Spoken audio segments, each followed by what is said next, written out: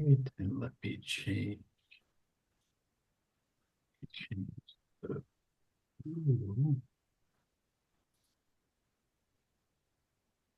Okay, so we're picking up in Genesis with chapter 9. We find ourselves at the very beginning of chapter 9. This is right after the flood, and God has made a promise that this is at the end of chapter 8. If you look back to chapter 8, verse 22, God has promised, so long as the earth endures, seed time and harvest, cold and heat, summer and winter, day and night will not cease. We're going to see that promise reaffirmed in a minute in a very concrete way.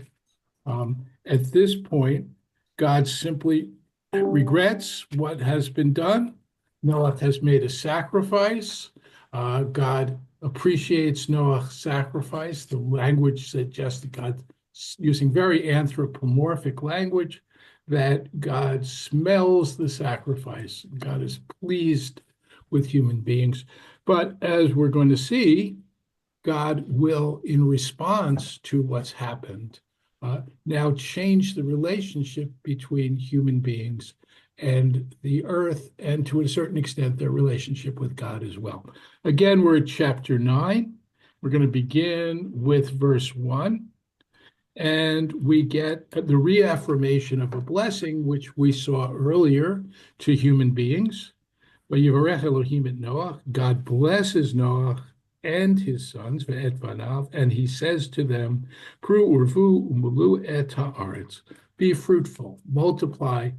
It says fill, but I would say repopulate the earth, right? They are the survivors that God has kept alive so that the world now can be repopulated and life will go on. But this is now something a little bit different. The fear and dread of you will be over the beasts of the earth, the birds of the sky, everything with which the earth is astir, and upon the flesh of the sea, they are given into your hand, right? So earlier, in Genesis, we saw this idea that human beings would rule over the animal kingdom. But this is much more specific. Earlier, people were given the privilege of taking care of the animals, and they would herd them, and they could use the wool of goats and sheep and their milk. And their relationship to the animal world was one of, yes, they could use them, but they also had to care for them. Here we get a very different statement. Not they will be afraid, right? Because in verse 3, every creature that lives shall be yours to eat, as with the grass. I give you all of these, right? So, permission to eat meat, right? Earlier in the Garden of Eden, we were told simply that vegetation could be consumed, except, of course, for the tree, which they wound up eating anyway. And this seems to be a change after the flood. Human beings are given now, God sort of recognizes their needs in a way, gives them this right, with one very important caveat. And you could say this is, and some people writing about this have talked about it as a divine concession to human nature. God no longer expects ideal behavior.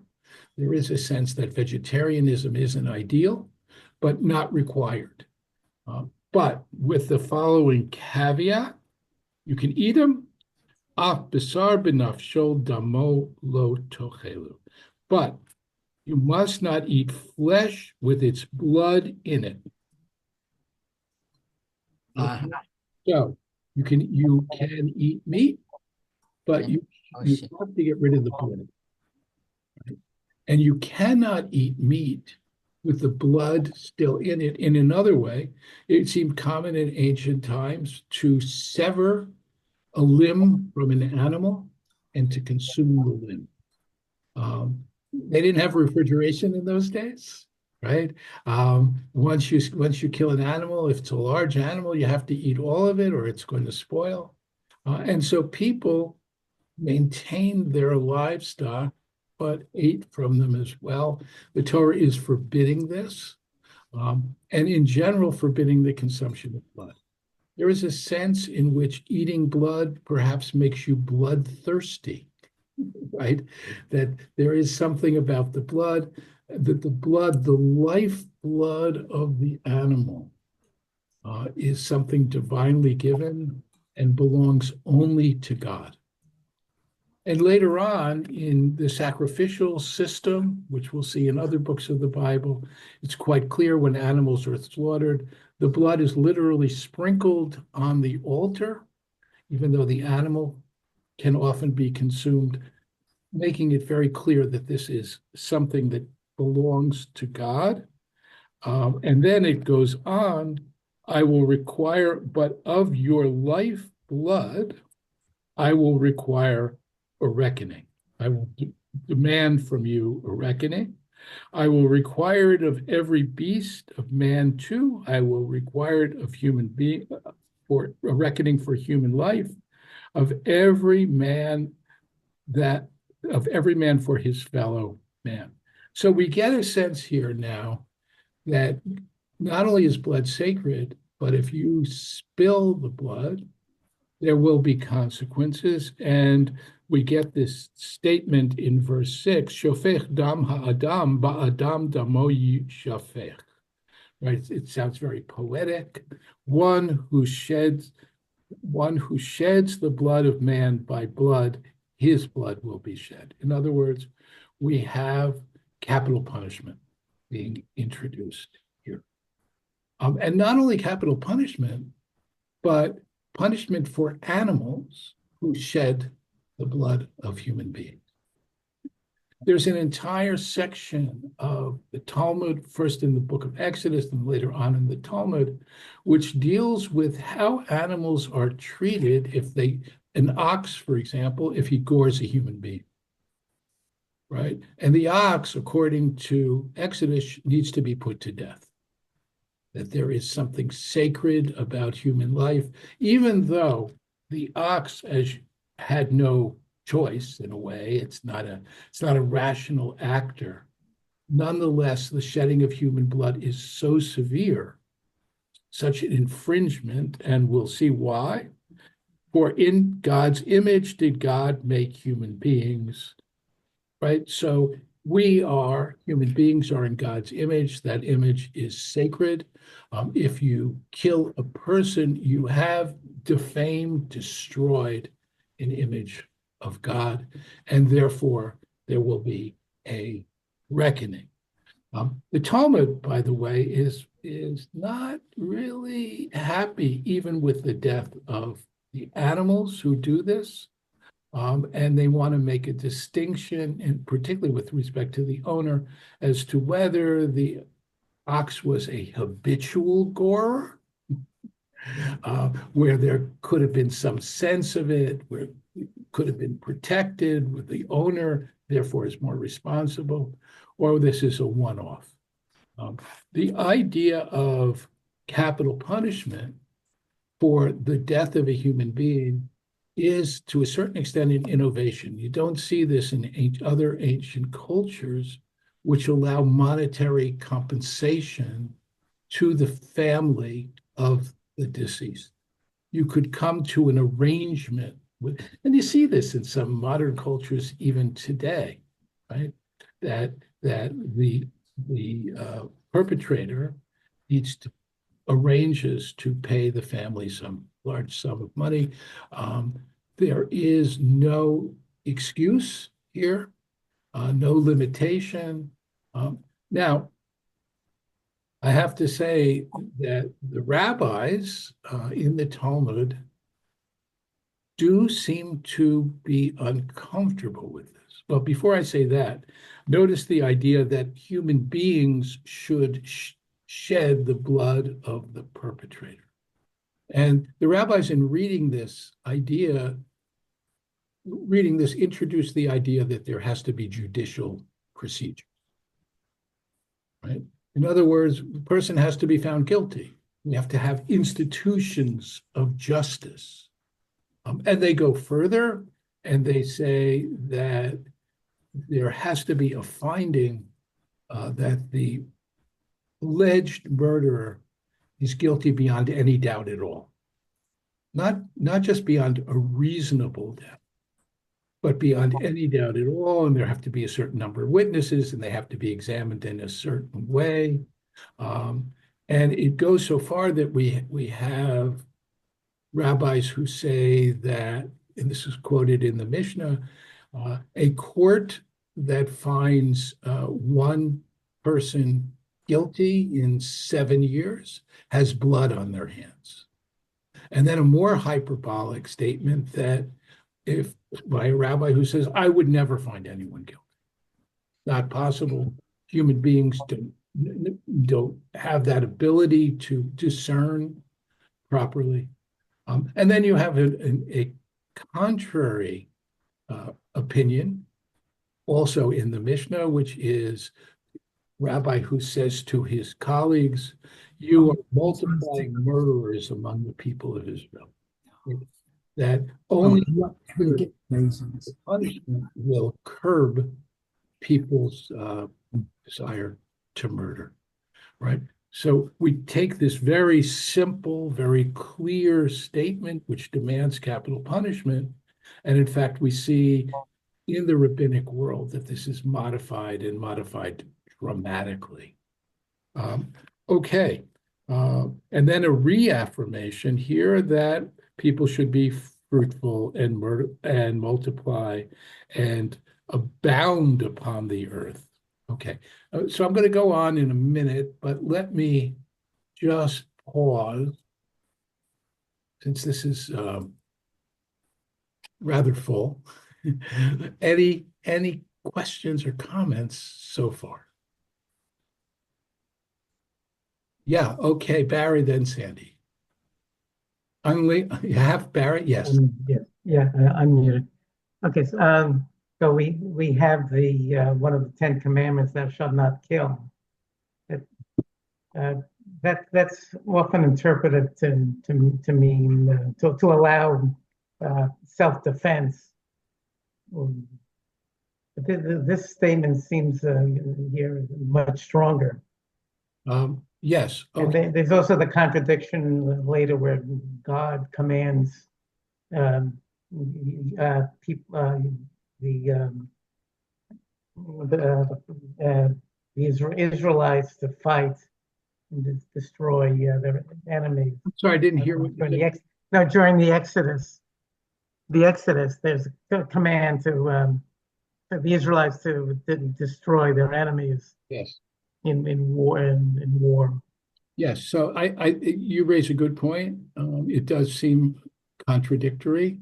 I think the answer is that there are cases in which God allows this strict notion of capital punishment to be set aside, where God specifically ordains that people, and in general, by the way, the idea of the commandment not to kill is understood as murder, right? It's very, very clear. And so a person who, and we see this already in the book of Exodus, a person who kills someone who is seeking to kill them is not a murderer. But you're right that this is in terms of very. This seems a stronger statement. It seems very unqualified. And then later biblical tradition, and as I mentioned, rabbinic tradition uses sort of digs into the language and finds ways to read it less broadly. Sandy. I had two things to say, but first, what Barry said, these are the commandments. It doesn't say, it says thou shalt not murder. It doesn't say thou shalt not kill, because war is allowed, necessary wars, for Yeah. example. But anyway, I had two quick things, I hope. One is it says every moving thing that liveth shall be for food for you. I'm sorry. So chapter 9, verse 3. Give me your. Every moving thing that liveth shall be food for you. Yes. Well, what about kosher? So pigs are okay? Yes. So this is directed at humanity as a whole, right? These are the we're going to come to specific dietary regulations for the Jewish people, right? Which limits, right? Kashrut limits the ability of Jews to eat anything they want and separates Jews from the rest of humanity. But this gives humanity as a whole a blanket permission to eat anything. Really. Okay, thank you. Can I ask you one more? Mhm. You mentioned the courts of justice. Isn't that one of the Noahide laws that's So, explicitly written right here? yeah. So the rabbis want to read into this text this sense of seven laws which all humanity has to follow, right? Um, and what I want to suggest is you can read those things in here, but it's really a rabbinic innovation.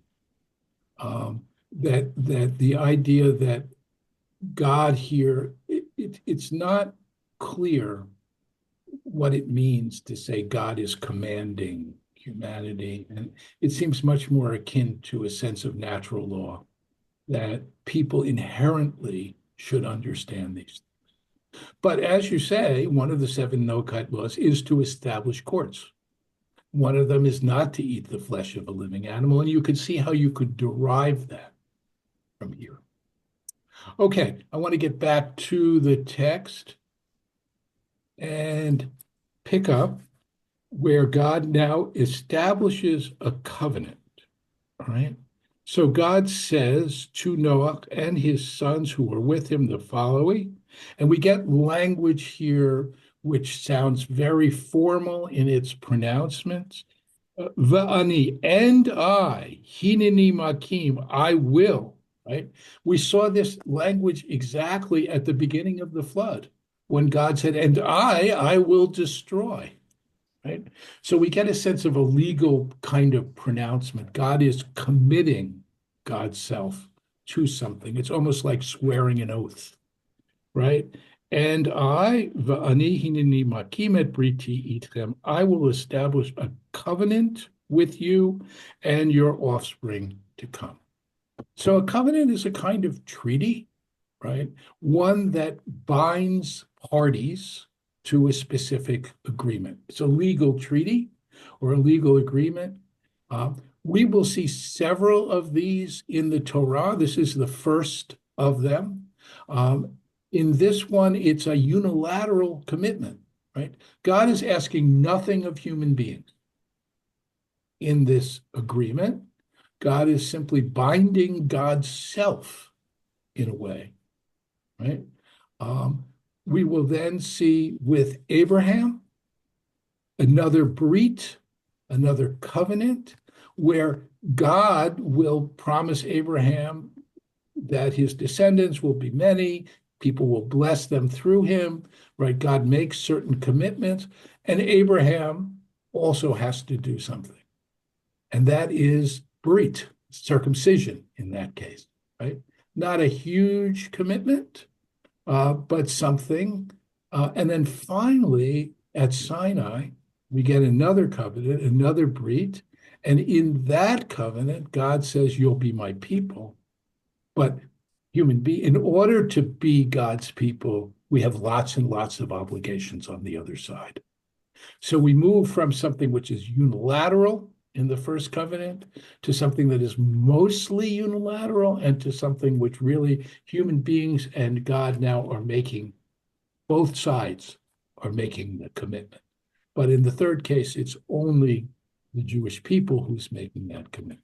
Here, it's God's commitment to all humanity. And one of the things one of the technical aspects of a brit is that it has a sign.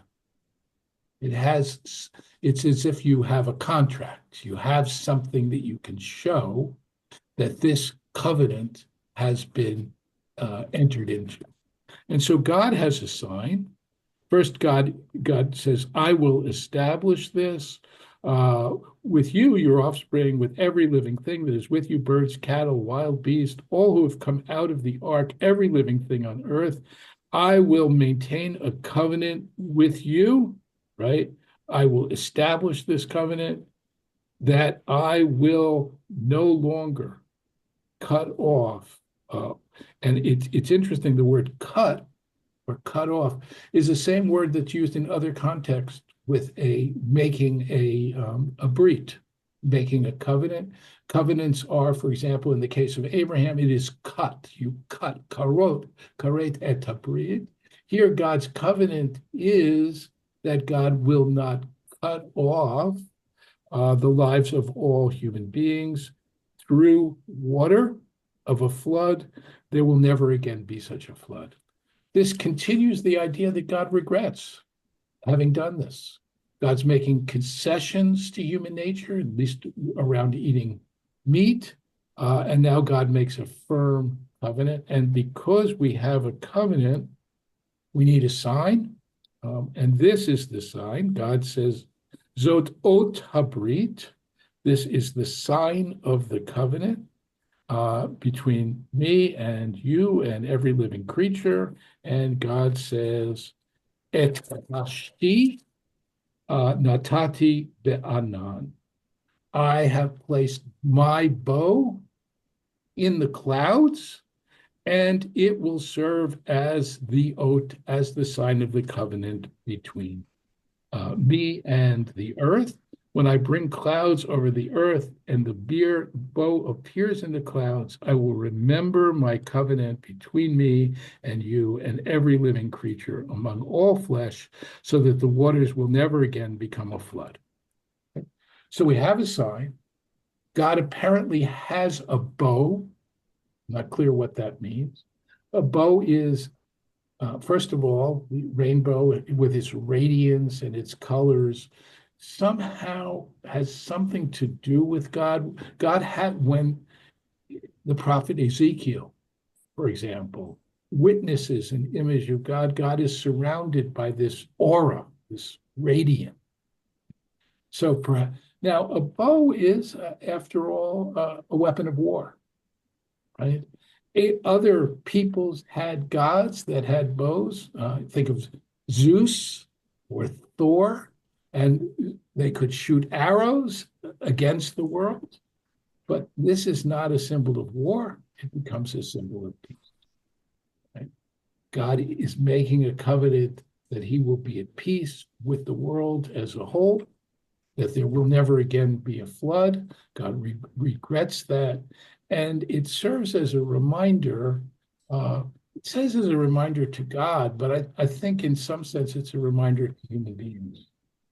Don't worry. You'll see the rainbow. You'll remember it's not going to be as bad as you think it's going to be. The idea here is that, by the way, there are blessings on many things. And one of the we have blessings over food and enjoyment and so on. There is a blessing on seeing a rainbow in the sky. The blessing is, blessed are you, O Lord, our God, King of the universe, who recalls the covenant. Right? It really comes out of this text. Right? So God says there'll be a covenant. And now, having given permission to eat meat and established this covenant, we get the sons of Noah come out of the ark, and we're reminded, we already know their names. They're Shem, Ham, and Japhet. And Ham is the father of Canaan. He is Avi Canaan. And the three were the sons of Noah, and from those, the whole world branched out. And then we get this very odd little story. And rather enigmatic story. Noah, we're told, who was a tiller of soil. He was a farmer, and now he plants a vineyard. And he is the first person to do that. So Noah is the first winemaker. Various occupations have been introduced with individuals who, the first smith, for example, the people to play music, all of that. And here we get the first winemaker. I think when Rashi, the great commentary, read this verse, must have been very happy because Rashi was also a winemaker.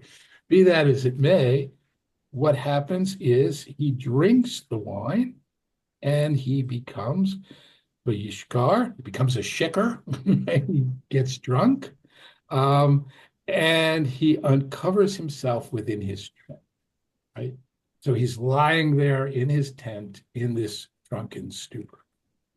I have to say that we see similar things elsewhere, particularly after the destruction of Sodom, where Lot, who has been rescued from the destruction of the cities of Sodom and Gomorrah, which we'll see when we get to Abraham and those stories, he too gets drunk.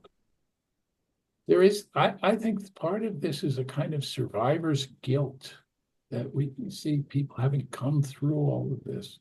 At any rate, he drinks wine and in his drunken stupor, he is uncovered in the tent.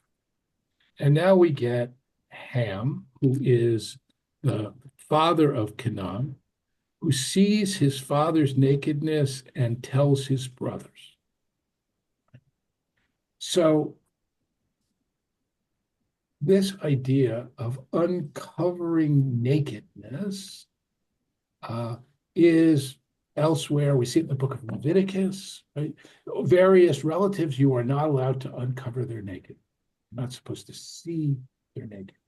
Now, I have to say, and I'll come back to this in a minute, in the book of Leviticus, it's clearly related, these are clearly laws of incest. In other words, it's not just seeing their nakedness, it's having a forbidden sexual relationship with that individual. So you can't uncover your mother's nakedness and so on, right? So I just want to leave that for a minute, but I'll come back to it. So what happens? The other two sons, Shem and Japheth, take a cloth, place it against their backs, walk backward to cover their father's nakedness. And their faces were turned the other way so they didn't see their father's nakedness, right? So we get this very lovely act by Noah's sons, respectful. They won't look upon Noah. They know about it. And so they walk backwards without seeing him and they cover him up, right? Beautiful thing to do. Noah wakes up. He learns what his youngest son, Ham, had done. He is not happy and he issues a curse. Now, it's not clear that these curses have any impact. If God issues a curse, that's something else, but human beings really don't have any power to curse. The one exception of that seems to be in the book of Numbers. We have a prophet named Bilam who is hired to curse the Jewish people, and we have a sense that his curses might be effective, although God thwarts them. But here Noah is angry, and he's cursing, and he curses Canaan. Now remember, Canaan is not the one who did it. Canaan is the son of the one who did it. And lots of biblical commentators, including traditional ones, want to read this as cursed be the father of Canaan. Right? In Arabic, they'd say Abu Canaan, right? We've been told twice that he was the father of Canaan. And he will be the lowest of slaves to his brothers. And now God blesses the other children, but not quite. He blesses their God, right? Blessed be the Lord, the God of Shem, and then let Canaan be a slave to them, and may God enlarge Japheth and let him dwell in the tents of Shem, and let Canaan be a slave to both of them. Right? So ultimately, I think this text is trying to foreshadow the conquest of the land of Israel and the subjugation of the native peoples in Israel, who are the Shemites or Semites, and particularly Canaan, because they are the Canaanites. And this story winds up now with this statement, as we had seen in earlier genealogies. Noah lived after the flood 350 years, and all the days of Noah came to 950 years, and then he died. Even though we saw that God had limited human lifetimes, lifespan to 120 years, he was born before that limitation. And so he gets. Can I just ask a question? Yes, you can. Give me one second. What does it mean? It says, may God enlarge Japheth. What does that mean exactly? I think what it means is that he'll become numerous. His descendants will become numerous. Become what? He'll have many descendants. Okay. Enlarge his family as well. And with that question, and since we've come to this point, let me open it up to see if anybody else has a question before we go on with just a genealogy as we tend to see them here. Anything else? Anybody else? Go ahead, Sandy. Is Noah considered Jewish? No, clearly not. Clearly not. Noah is just one person among many. We don't get to a Jewish people. It begins with Abraham, but not really, right? Because Abraham will be the father of two nations. We have Isaac. Isaac, too, will be the father of more than one nation. There'll be Jacob and Esau. And then we come to Jacob, who really is the father of the people of Israel. He'll have the tribes, but there is no Jewish people until after Jacob, really. So this is about all humanity. It's not about just one particular people. Okay. Thank you. Thank you. Sure. Okay, let's look at this genealogy really briefly before we move on. And we'll see who their descendants are.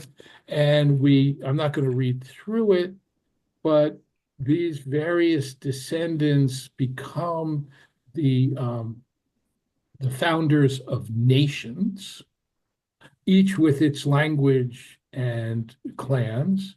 And we'll see who they are. One of them, if you look at verse 6, for example, we see the descendants of Ham, Cush, which is a land to the south, often identified as Ethiopia, Mitzrayim, another land, and of course we know that's Egypt, Canaan, and we see other nations as well. Ultimately, we're going to get, we'll see Nimrod, and I'll come back to him for a minute, and he creates a kingdom where we get Babylonia and Akkad, the Akkadians, right, in the land of Shinar. And so we wind up, if you count them, with 70 nations in this genealogy. And that idea that there are 70 nations persists in the rabbinic world, where they too talk about there being 70 nations. Now, we clearly don't see things this way, and this is the view simply of this point in history.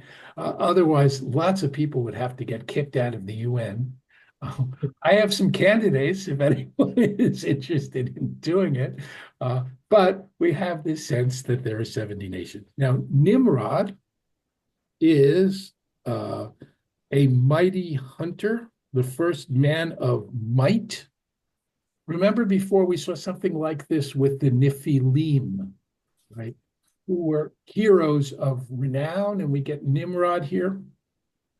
There is, by the way, a fortress in Israel you could visit, the ruins of it. It's called Nimrod's Palace. um, clearly not built by Nimrod, but he is a hunter, and the people of the Akkadians and the Babylonians are going to descend from him, and they are hunters in the sense that they make huge kingdoms. They conquer other people. So after this genealogy, we come down to, let's look at verse 32. These are the groupings of Noah's descendants according to their origins by their nations, and from these the nations branched out. And now we get in chapter 11 the story of the Tower of Babel, which is the last of the stories which attempts to understand the world, and is probably based around some ancient myth, and is itself a little bit anti-city, right? Because city dwellers create these things. So everyone on earth had the same language and the same words. Right? And what were the consequences? They migrated to the east. They came upon a valley in the land of Shinar and settled there. Now, this seems to suggest that everybody settled in this valley, or actually some scholars read it as a plain, which makes more sense in some ways, in Shinar. And if that's the way we want to read it, of course, this is acting against what God has decreed, right? We saw it again and again. Be fruitful, multiply, spread out on the earth. They are concentrating themselves in this place, and they say to one another, Ish el Ra'ehu, come, let us make bricks and burn them hard, right? So the idea is Nilvana Livanim, right? It's a play on words. To call you after 12:30. I'm sorry. Sylvia, yeah, you have to mute. I did. Okay. Come, let us make bricks and burn them hard. Brick serves them as stone, and the bitumen served as mortar. And they said, let us build a city and a tower with its top to the sky, and make a name for ourselves, lest we be scattered. So they are building this city, lest they be scattered. Now, that's exactly what God had asked them to do. They are not doing it. This city, of course, will become Babylon, and we'll see that in a minute. And the idea that its tower will be to the sky, you might think that the idea is they want to storm heaven, right? But this language is used elsewhere in the ancient Near East. It simply means very, very tall. Right? And what will this get us? Acclaim, renown.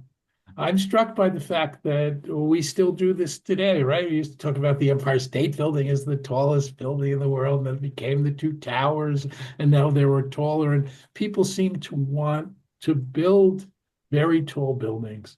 Everybody will talk about, and it will be a cause of acclaim.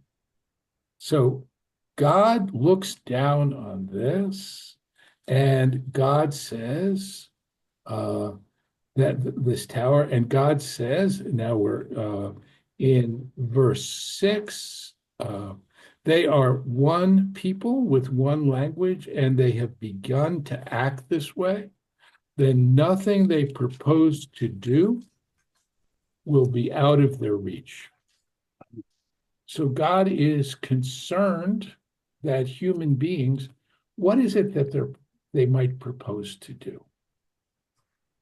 And I think what the sense here is that with their technology, right, and this idea that they've created this technology, with their technology, they will be able to conquer, and I would go further, to enslave the world. Not just that they've concentrated themselves in one place.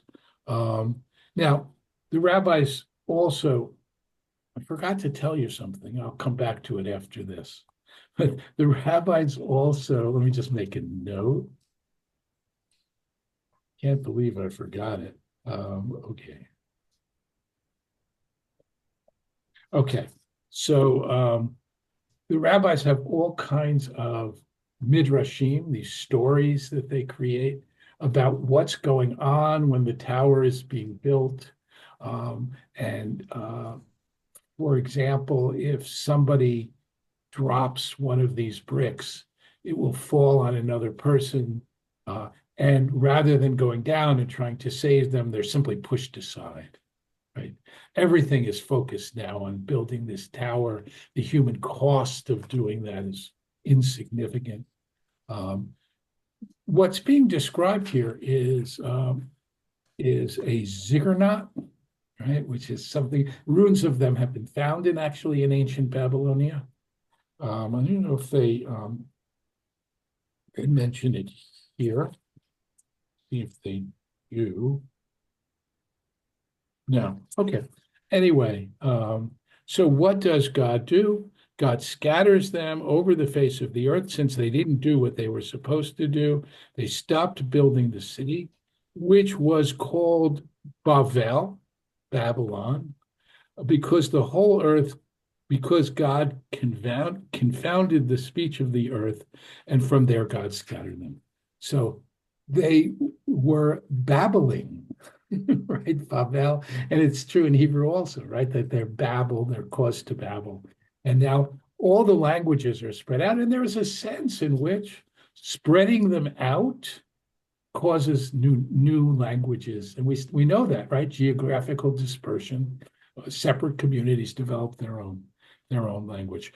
Okay, I want to go back to what it was that Noah's son did. And I want to go back particularly, where is the story? Yeah, if you look back to verse 23 of chapter 22, What page? we're on page 53 if you have the Eitz Chaim, but it's chapter 9, verse 22, where it says, Ham, the father of Canaan, saw his father's nakedness, Yes. right?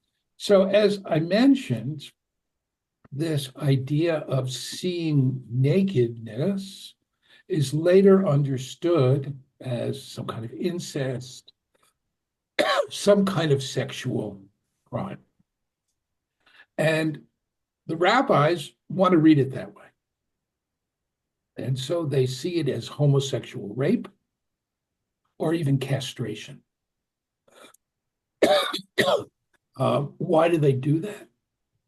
Because it seems like, whereas it's true, first of all, he didn't uncover his father.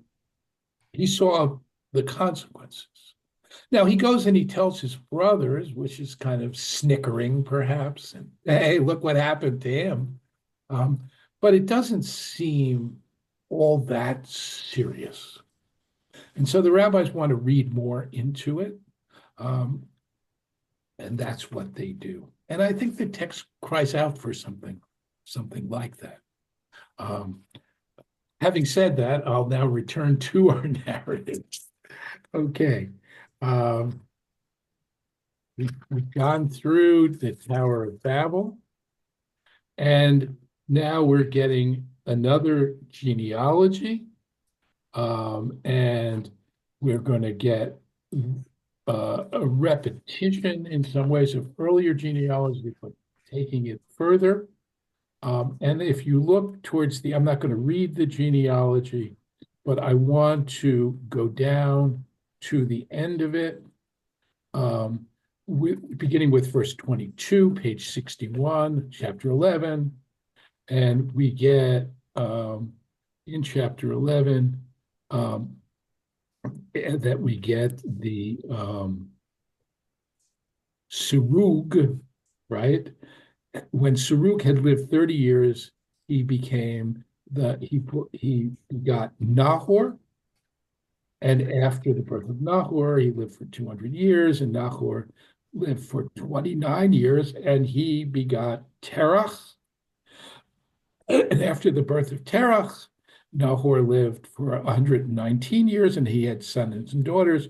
And when he was 70, he had three sons, and one of them is Abram, and then we have Nahor, named after his grandfather, and Haran.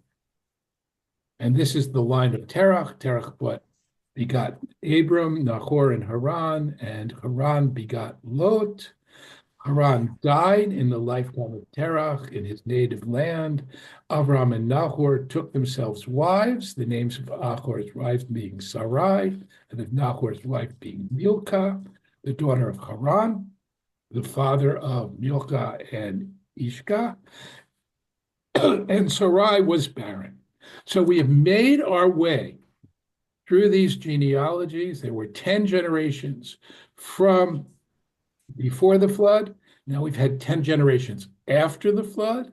And now finally we get to something which is going to really concern us, the beginnings of the people who will become, at least according to one genealogical branch, the Jewish people. And then we're going to get in verse 31, something which is really, I think, really interesting. First of all, Sarai's barrenness will, of course, become very important. But Terach took his son Abram, his grandson Lot, the son of Haran, his daughter-in-law Sarai, the wife of his son Abram, and they set out together from Ur, where they were living, of the Chaldeans, for the land of Canaan. So Abram's father began a journey to the land of Canaan. I want to emphasize that because when we look at God's command to Abraham, we often speak about it as a radical break with the past. And in many ways it is. But at the same time, what Abram is doing is completing his father's journey. And I'll have much more to say about that next time. And the days of Terach were 205 years, and Terach died at Haran. Now, you'll notice that these ages are inconsistent with the commandment of God's statement that human beings will only live for 120 years. We clearly have two different strands of tradition which are being blended here. But with the birth of Abram at this point, his name hasn't been changed. With that, we're going to come into those limitations. People will live for a much shorter period of time. Okay. Questions? Anybody, anything as we're coming now towards the end of our time for this week? Go ahead, Sandy. I can always rely on you. I appreciate I don't want to take someone else. No one else is raising Right their hand. away. Okay. So it's you had said something about when Noah got drunk, something about survivor's guilt, but is there any indication that Noah knew that drinking wine would make him drunk? I think so. I think so, because why else is he cultivating vines? Right? How would he, I'm sorry how would he know? I mean, if he's the first one to do it. Well, he discovered it, right? You could say that, but there's no indication. I mean, here he is deliberate. It's not like he, I don't think the text is suggesting he cultivated vines, he had some to drink, and then he became drunk. I think the sense of the text is cultivated vines. He learned about wine. He enjoyed or imbibed wine. And on this occasion, he got drunk. So drunk And the question, why did he get so drunk? Why did he go beyond, the euphoria of intoxication, right? Why does he drink himself into such a stupor that he lies naked in the tent, right? And that's why I'm suggesting survivor's guilt. Now, I may be reading more into the situation that is here. It's kind of a modern idea.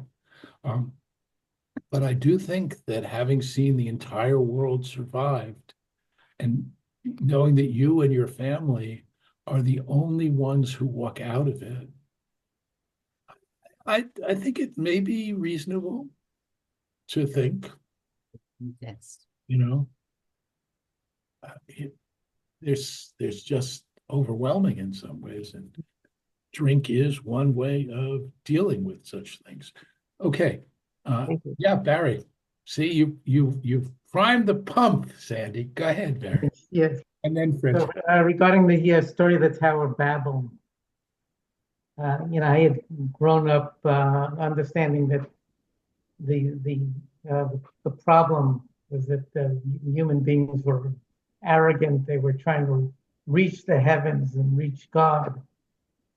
But reading the text here, I'm actually disturbed that God seems to have a problem with human accomplishment.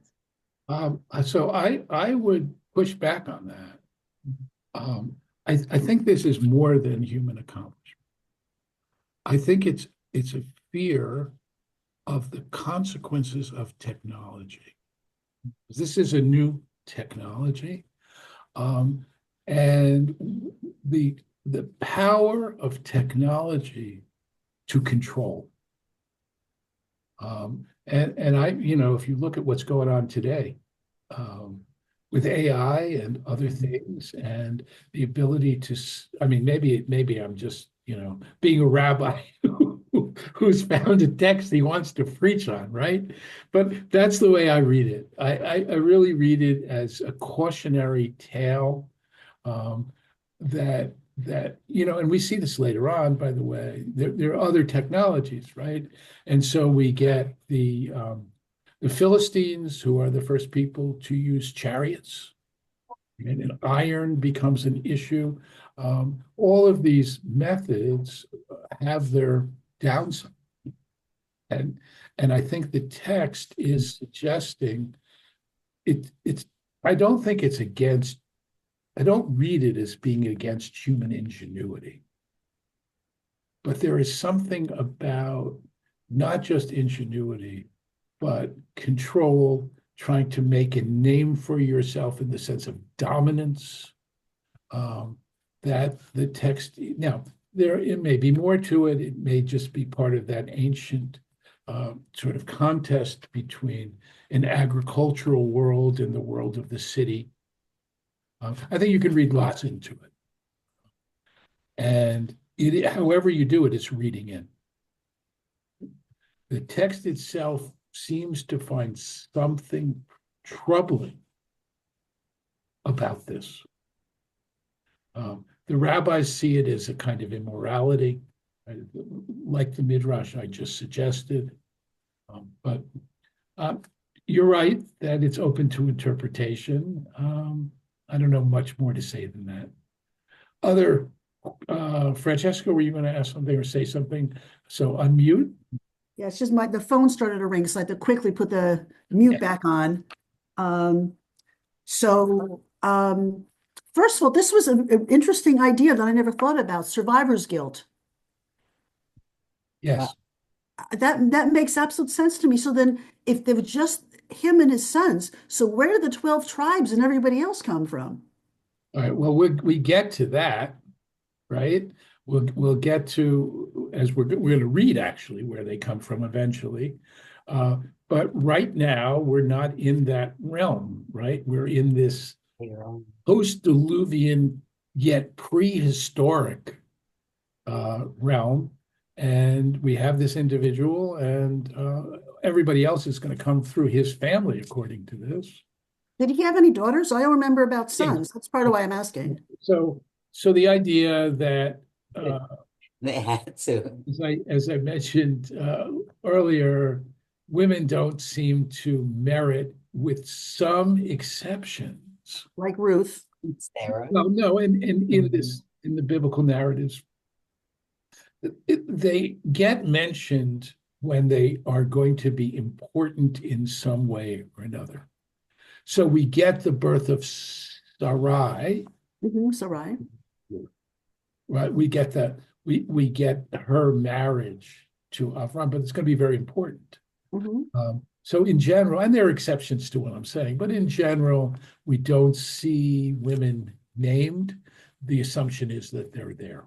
Okay, that's what I was wondering. I knew that it's only if they do something important that they get named, but I didn't know if there was any history that he did have any daughters. You have to have at least one.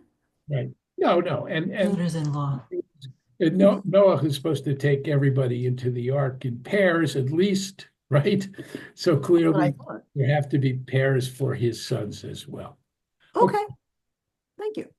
All right, so we will continue on our way next week. I don't expect any great interruptions.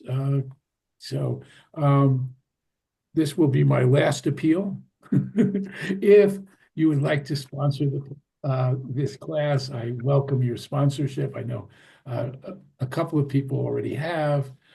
No requirement at all. If you want to help to sponsor the class, the suggested amount is $180 for the year, but it can be anything. You can send me a check. You can Venmo. You can Zelle. I'll be sending out in the next email. I'll be repeating that information. Don't feel any obligation if you want to do it. This is my last call. I'm not gonna bother you about this again. So have a wonderful week, everybody. Happy post-Thanksgiving. Yes. And I look forward to seeing you next time. And Thanks. Shavua tov. Thank you. if you can't make Thank you so much, Rabbi. Thank you Thank very you. much. Check out the recordings. That list of people watching the recordings continues to grow, and I'm really thrilled about that. If you tell your friends, and even if they can't make the class, get me their name, they'll get the recordings. Have a great week, everybody. Too, Rabbi. Thank you.